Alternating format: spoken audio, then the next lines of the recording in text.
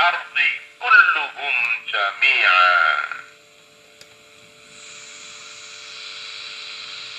Dan jikalau Tuhanmu menghendaki, tentulah beriman semua orang yang ada di muka bumi ini, seluruhnya.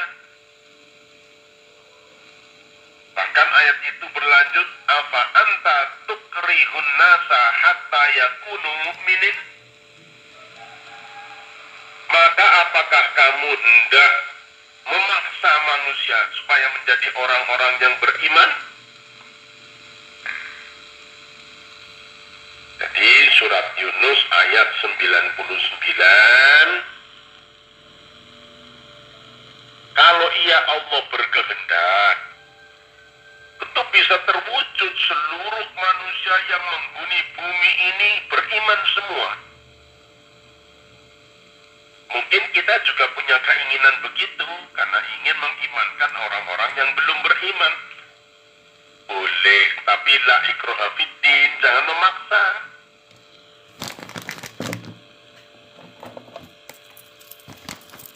Sebab kadang kita gelisah terhadap keluarga, lingkungan, masyarakat yang masih ingkar, tidak mau mendekat kepada Allah. Boleh gelisah sedikit-sedikit, tapi jangan menjadikan sakit.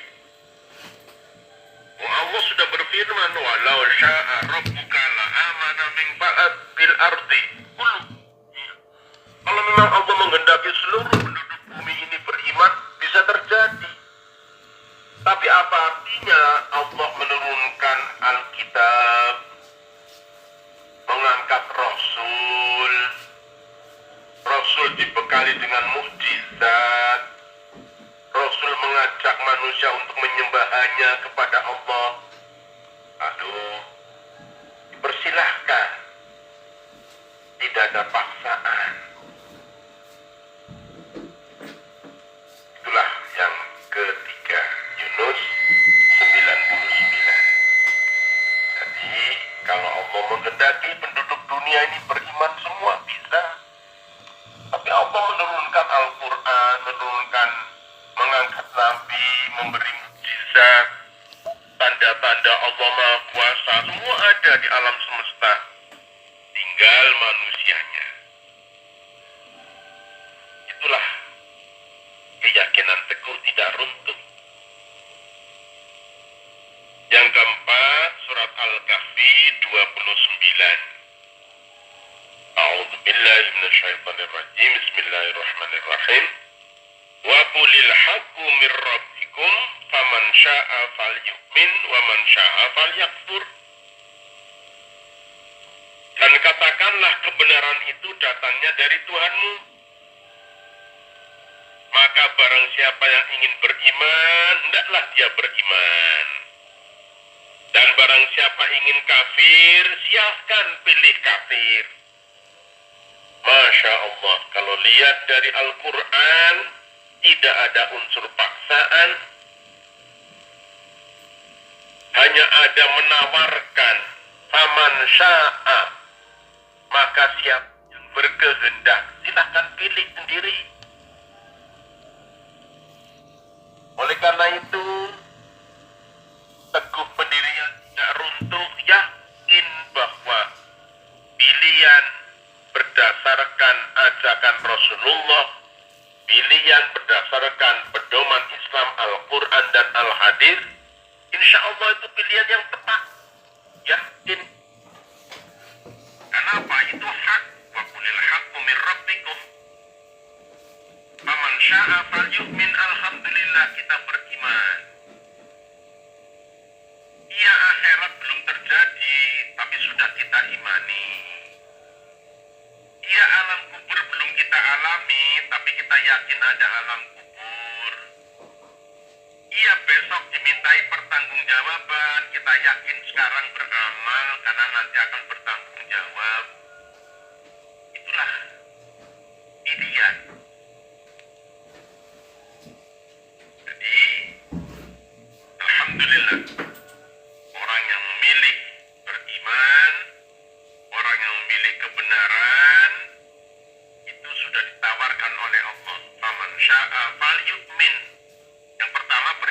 dulu, ditawarkan, baru wa man syaa falyakfur.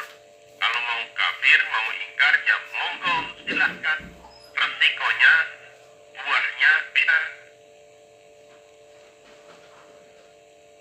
Yang kelima dan terakhir, surat Asy-Syura ayat 15. Bagaimana teguh pendirian tidak runtuh? Ya pegang teguh saja apa yang diyakini. Sementara ada keyakinan yang berbeda. Allah berfirman dalam Syura 15, Allahu Rabbuna wa Rabbukum. Allah itu Tuhanmu dan Tuhanku. Lana a'maluna, bagiku amalku, walakum a'malukum, bagimu amalmu. Betapa tolerannya seorang muslim, seorang mukmin, lakum dinukum waliyati, bagimu agamamu, bagiku agamaku. Berarti tetap beragama, hanya berbeda. Ya silahkan, masing-masing punya pilihan, nggak ada paksaan. Lakum dinukum waliyati, yakini agama yang dipeluknya, tapi membaca di luar kita ternyata ada yang memeluk agama yang tidak sama. Lakum dinukum waliyadin, itu ayat toleransi. Teguh dalam pendirian tidak runtuh. Insya Allah bila demikian, kita bisa hidup berdampingan dengan keyakinan yang teguh dan tidak runtuh karena berdampingan dengan yang berbeda. Allahu Rabbuna wa Rabbukum, lana a'maluna wa lakum a'malukum. Bagiku amalku, bagimu amalmu. Demikian para pendengar, pecinta dialog interaktif Mutiara Pagi Radio Purwokerto. Karena sudah maklum di sekitar kita orang tidak sama, Allah saja sudah berfirman, kalau Ia menghendaki penduduk dunia ini beriman bisa. Tapi apa arti Allah mengangkat Rasul, menurunkan kitab, mengeluarkan tanda-tanda maha besarnya Allah? Oleh karena itu, teguh pendirian tidak runtuh. Yang pertama, mari kita jaga diri kita masing-masing. Yang kedua, tidak ada paksaan dalam agama. Yang ketiga, kalau Allah menghendaki semua penduduk bumi ini beriman, beriman semua. Ternyata tidak. Diturunkanlah kitab, diangkatlah Rasul, diberi tanda-tanda kekuasaan Allah. Silahkan. Baru yang keempat, maka pilihannya dipersilahkan kepada manusia. Faman syaa falyu'min, wa man syaa falyakfur. Mau mukmin monggo, mau kafir monggo. Kalau mukmin ini hasilnya, kalau kafir ini hasilnya. Wa ma alaina illal balaghul mubin. Dan yang terakhir, toleran. Walaupun kita teguh pendirian tidak runtuh, memahami ada yang tidak sama keyakinan dengan kita. Bagimu amalmu, bagiku amalku. Lakum dinukum waliyadin. Bagimu agamamu, bagiku agamaku. Tidak dicampur-campur. Aku dan kamu dalam berkeyakinan berbeda, tapi bisa berdampingan. Jangan mencampurkan keyakinan agama kita, tidak bisa. Lakum dinukum waliyadin, bagimu agamamu, bagiku agamaku. Toleran, tasamuh, lapang dada.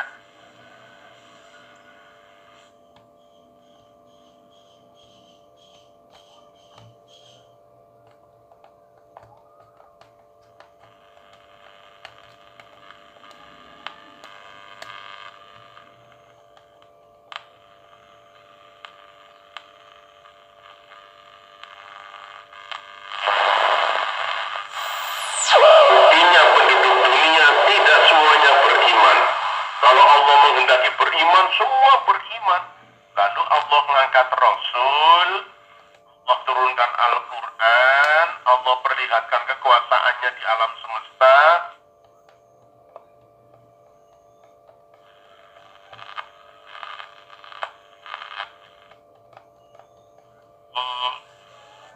Maka hidayah terakhir taufik itu di tangan Allah Subhanahu wa Ta'ala. Sekian para pendengar kaum muslimin pencinta religi pagi dialog interaktif RRI Purwokerto. Jangan kita menjadi sakit memikirkan lingkungan yang tidak sejalan dengan kita. Jangan kita jatuh sakit merasakan orang yang tidak sekeyakinan dengan kita. Lakum dinukum waliyadin, bagimu agamamu, bagiku agamaku. Lana a'maluna walakum a'malukum, bagiku amalku, bagimu amalmu. Mari kita selamatkan diri kita masing-masing dengan keyakinan yang teguh, tidak runtuh. Insyaallah wala tamutunna illa wa antum muslimun. Sampai kapan teguh tidak runtuh? Sampai akhir hayat kita. Mudah-mudahan demikian. Itulah yang disebut dengan husnul khotimah. La ilaha illallah. Dan matur nuwun, semoga manfaat. Semoga. Baik Ustaz. Sudah ada beberapa yang ingin bergabung ini di 632336. Kita beri kesempatan terlebih dahulu. Halo, Assalamualaikum. Halo, Assalamualaikum. Waalaikumsalam warahmatullahi wabarakatuh. Dengan warahmatullahi wabarakatuh. Ya. Waalaikumsalam warahmatullahi. Dengan siapa di mana Bapak? Dari Pak Basuki, Bobotari, Purbalingga. Pak Basuki silakan. Di Bobotari. Iya, silakan Pak Basuki. Assalamualaikum warahmatullahi wabarakatuh. Waalaikumsalam warahmatullahi wabarakatuh. Merujuk pada surat Ali Imran ayat 91. Iman tidak lebih baik daripada emas sepenuh bumi. Bagaimana supaya hatinya seperti itu? Mohon dijelaskan. Terima kasih. Wassalamualaikum warahmatullahi wabarakatuh. Waalaikumsalam warahmatullahi wabarakatuh. Dapat dipahami pertanyaannya nggak Ustaz? Insyaallah. Ya, halo, Assalamualaikum. Waalaikumsalam warahmatullahi wabarakatuh. Ya, dengan siapa di mana Bapak? Dengan Pak Puslam Kandil sama Gede. Pak Tuslan silakan. Assalamualaikum Pak Ustaz. Waalaikumsalam warahmatullahi. Yang ingin saya tanyakan mengenai sekarang kan dakwah sudah banyak sekali dan kemana-mana, tapi terkadang yang didakwah itu ini tidak mempedulikan dan tidak menghiraukan. Apakah ini memang hidayah dari Allah ini memang sudah terkabul atau bagaimana? Dan hidayah itu memang lebih sedikit daripada yang tidak dapat hidayah atau bagaimana Pak Ustaz? Mohon pencerahannya. Assalamualaikum warahmatullahi wabarakatuh. Waalaikumsalam warahmatullahi wabarakatuh. Satu lagi ya Ustaz? Boleh. Halo, Assalamualaikum. Waalaikumsalam warahmatullahi wabarakatuh. Ya, dengan siapa di mana Bapak? Pak Sunarto di Gomong. Bapak mohon maaf, volume radionya dikecilkan sedikit saja ya Pak, supaya tidak mendengar. Bagaimana kalau agama lain itu, kalau kita sudah beragama tapi ada yang mengiming-imingi dengan lain-lainnya, itu gimana? Agama lain kan kita tidak boleh memaksakan, tetapi ada orang-orang yang ingin memudahkan kita dari agama kita, itu gimana kan? Biar paham ini. Iya, Pak Tuslan terima kasih. Pak Sunarto terima kasih pertanyaannya. 3 penanya silakan Ustaz. Bismillahirrahmanirrahim. Pak Basuki Bobotari.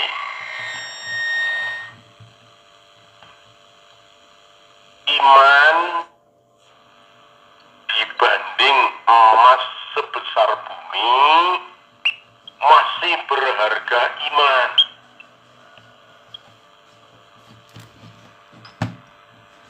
Emas sebesar bumi itu yang dipakai berapa kilo di tubuh?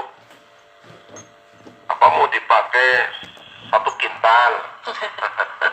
Tidak bisa berjalan. Yes. Sekian 50 gram aja sudah berat itu. Nah, nantinya dilepas kalau sudah dipanggil oleh Allah. Kaki pakai gelang emas, tangannya iya, telinganya iya, lehernya iya, bahkan tusuk kondenya juga emas. Kalau sudah nyawanya dicabut oleh Allah, dilepas semua. Yang dibawa apa? Iman. Itulah maka iman itu lebih berharga dari emas walaupun sebesar bumi. Emas sebesar apapun paling ya pantasnya dipakai sekian gram. Itu pun juga tidur dilepas. Kalau yang sifatnya mahal disimpan. Iman menjaga pemiliknya. Kalau emas dijaga oleh pemiliknya.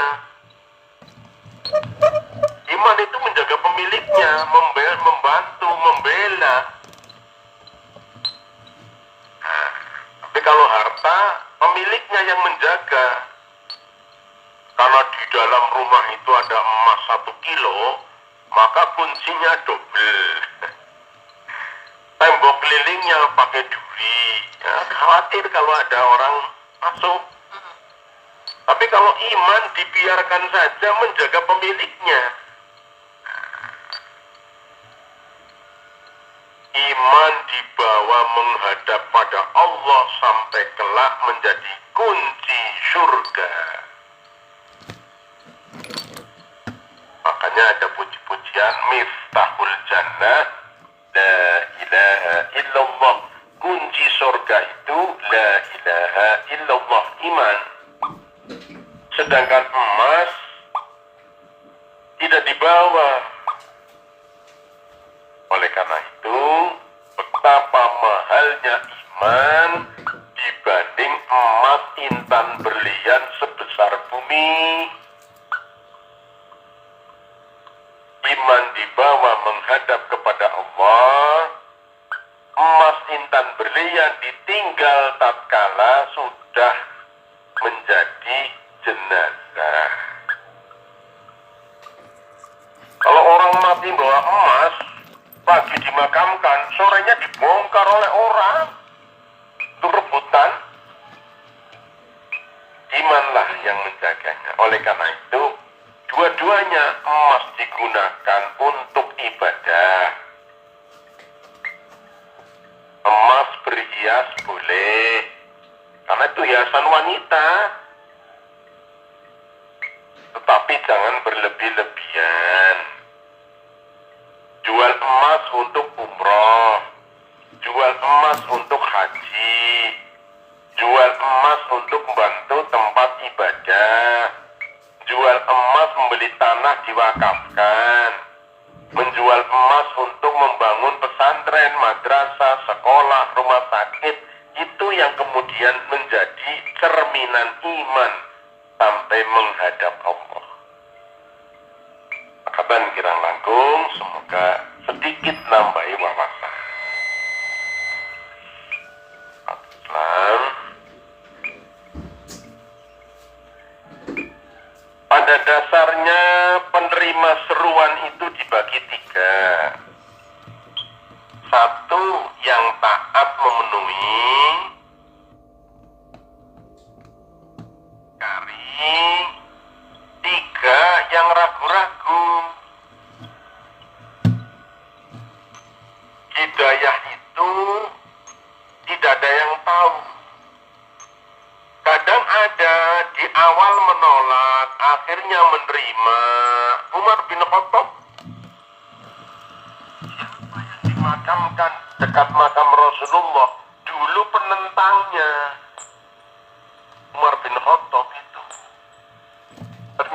dimakamkan di samping Rasulullah, padahal dulu menentangnya, dapat hidayah masuk Islam. Ada juga yang awalnya masa kecilnya Muslim, tapi bergaul, lingkungannya tidak Muslim, kurang mendekat kepada agama, lalu dia jadi non-Muslim, maaf, DNA itu putra kiai, bisa azan, bisa baca Quran, tapi karena lingkungan pergaulan masa tumbuhnya pemikiran yang dibaca bukan Al-Quran dan isinya, tapi paham-paham yang ateis, maka jatuhlah dia tidak beriman. Oleh karena itu, fadzakir inna fa'ati zikro, berilah peringatan, karena peringatan itu membawa manfaat. Gunakan akal pikiran, membaca alam, bahwa manusia ini lemah terbatas, hidayah taufik itu hanya Allah yang punya, yang memiliki. Maka kita meminta pada Allah, Allahumma inni as'alukal huda wat-tuqa wal-afafa wal-ghina ihdinas siratal mustaqim. Jadi terhadap orang yang acuh tak acuh, jangan kita lalu vonis dia tidak dapat hidayah. Siapa tahu pertama acuh tak acuh, yang kedua mempertimbangkan, yang ketiga mengiyakan. Jadi kita jangan memvonis, wah dia sudah acuh tak acuh, ingkar.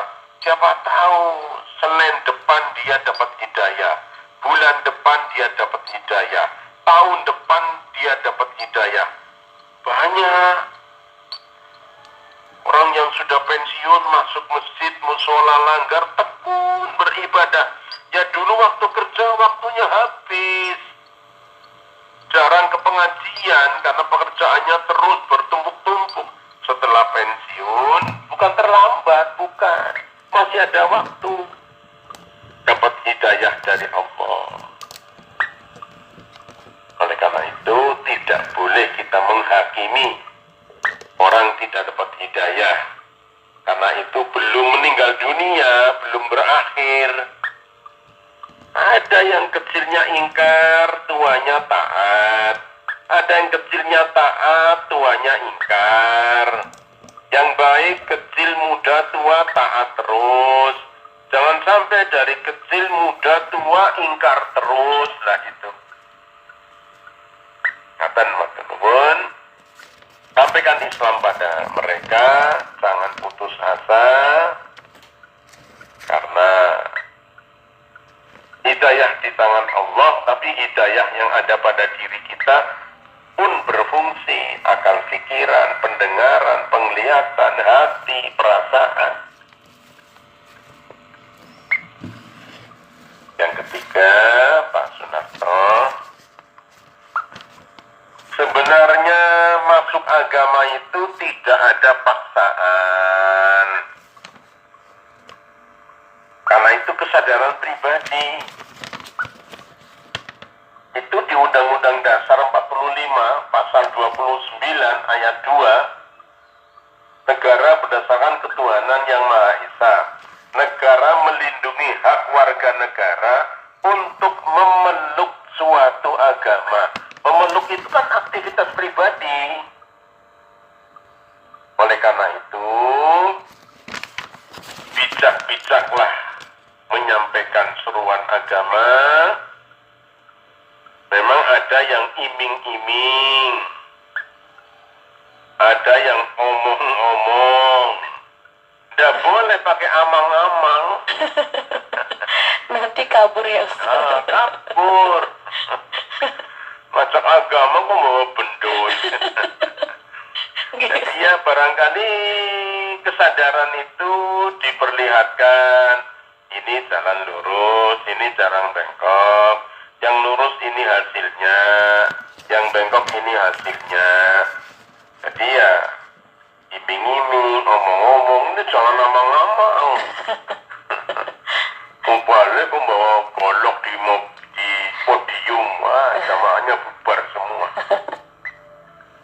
mekaten berbaik-baiklah antar agama lakum dinukum waliyadin. Karena kesadaran, memeluk itu suatu kesadaran. Oleh karena itulah maka semestinya jangan pakai hal-hal ajakan-ajakan ke suatu agama yang sifatnya bujuk rayu, kemudian memaksakan, kemudian menjebak. Itu sudah bukan perilaku beragama. Yang bagus aturkan saja, ini jalan lurus, ini jalan bengkok, ini kotor, ini bersih, ini terang benderang, ini gelap. Nah, silahkan pilih. Lakum dinukum waliyadin. Bagimu agamamu, bagiku agamaku. Laksanakan dua-duanya. Bagi mereka yang berbeda, saling toleransi, tasamuh. Nah, ingat-ingat, sebaiknya jangan iming-iming, ngomong-ngomong, apalagi amang-amang. Waktu nuwun, waktu tinggal. Kita ada acara ini, monggo masih ada. Oke, baik ya. Kita beri kesempatan kembali untuk pendengar yang ingin bertanya, silakan di 0811 2540911. Ada beberapa ini, Ustadz, ada Pak Faizin di Lumbir. Ustadz, bagaimana sikap pertanggungjawaban